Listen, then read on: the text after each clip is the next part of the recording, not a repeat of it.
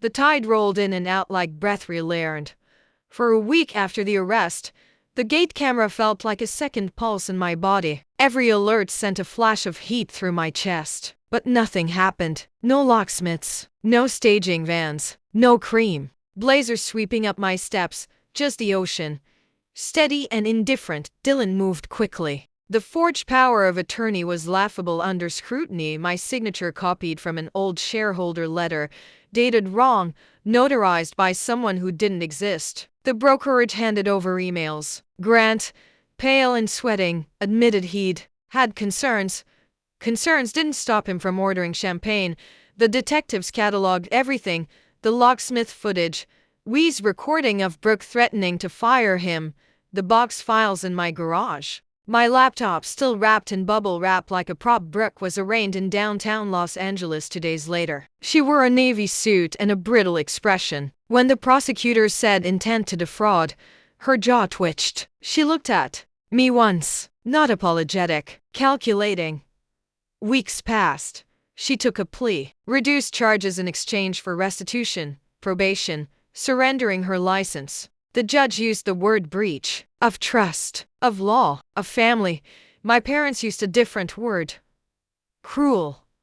My mother called every night for a while, voice thin and trembling. You didn't have to humiliate her. She humiliated herself, I said evenly. I stopped a crime. She just wanted a win. She tried to sell my house. Silence. Then, you've always been so hard. No, I just stopped being soft in places that were bleeding. The family group chat fractured into side threads. An aunt sent a prayer emoji. My father texted privately. This could have been handled quietly. As if the ocean could be persuaded not to make noise when it hits rock. What none of them asked was the simplest question. Are you okay? We stayed. I gave him a raise and formalized his role. He walked the perimeter twice a day, more out of solidarity than necessity. She underestimated you, he said once, handing me a folder of recovered documents. People who live by image usually do. The villa began to feel like mine again. I put my office back together slowly. The desk returned to the window. The safekey brass, warm from my palm, hung on a small hook inside a drawer instead of sitting out. I upgraded the security system, changed every password, added biometric locks. Not because I was afraid, because I was finished assuming good faith. One evening, about a month later, there was a knock at the gate. Not a locksmith, not a detective. Brooke in a blazer. No camera, just a gray sweatshirt and sunglasses too large. For dusk, I watched her through the monitor before answering. For a moment, I considered not opening the gate at all. Boundaries didn't require theatrics, but I stepped outside. She didn't smile. They made me sell the car, she said, as if we were picking up mid-conversation. I can't work in real estate anymore. That was part of the plea. You could have stopped it. I did, I said. I stopped you from committing a bigger crime. Her mouth tightened. You've always needed to win. I almost laughed. The irony was surgical.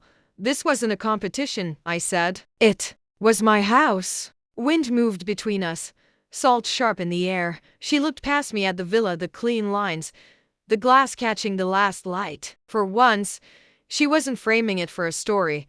I thought you wouldn't notice in time, she said quietly. That was the closest thing to truth she'd offered.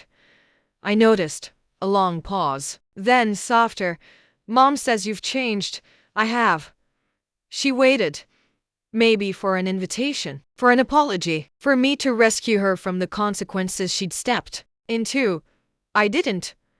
I hope you figure out what doesn't require stealing, I said. But you won't do it here. I pressed the gate button. It slid open. She walked out without looking back. That night, I sat on the terrace again. The ocean was darker than usual, moonlight breaking into shards across the surface. The locks clicked automatically behind me, a clean, final sound. For years, I'd thought ownership was about the deed, the wire transfer, the signature recorded with the county, but it wasn't. Ownership was standing in the doorway of your own life and saying, no. No to the forgery, no to the performance, no to being cast in someone else's version of your success. My phone buzzed once. A message from my mother. We're having dinner Sunday. You're still welcome. Not an apology, not accountability. An opening. I set the phone face down on the table. The tide came in, steady and certain. The house was quiet. The air tasted like salt and something cleaner beneath it. The view, every window, every reflection of water belonged to me. And this time, no one else was holding the key.